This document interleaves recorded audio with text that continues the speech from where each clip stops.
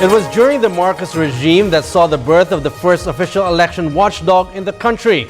NAMFREL, or the National Movement for Free Elections, was founded by Jose Concepcion Jr. Joecon, as he is called, hopes that the lessons of the peaceful EDSA People Power Revolution will remain among the Filipino people. This report. With over 60 dead on the day of the election itself, the February 1986 snap elections was dubbed as one of the bloodiest and dirtiest elections in Philippine history, where former President Ferdinand Marcos battled it out with Cory Aquino for the palace's seat. Among those who died was Rodrigo Ponce Jr., a farmer and volunteer for the National Movement for Free Elections, or NAMFREL, the first official election watchdog established.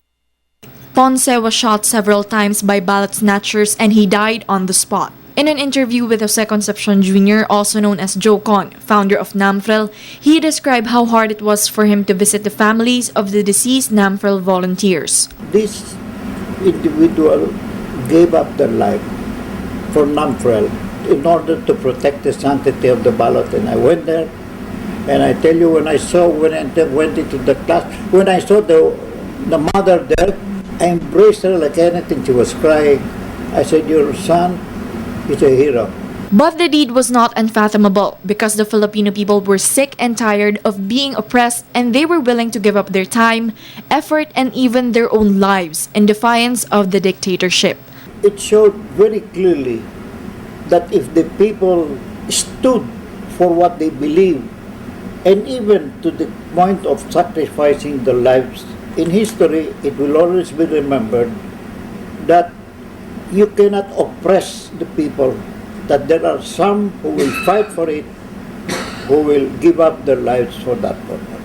Joecon has been saddened by his observation that the Filipino people has become and sometimes apathetic over time, most especially when it comes to the serious issues that the country faces. In addition, he noted that in the 80s, people were willing to die to protect their votes. Now most Filipinos are willing to sell their votes to earn a few bucks that will get them through a meal or two. They don't have the vigilance to be able to express what they felt before.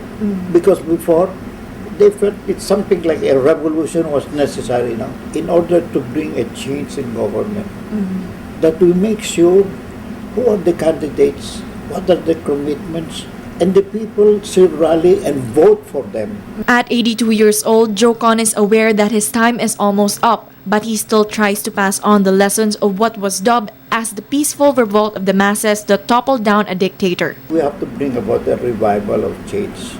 Because if nobody also moves to see what the future is, we have to be there. And not only there, we have to pass the leadership to the others, the young people. I mean, we all have to go somehow. So what will happen? We have to put the seeds there so that they can carry on what is in love of country. So when I die, at least there are leaders to carry it out. For the People's Television, Sam Ramirez.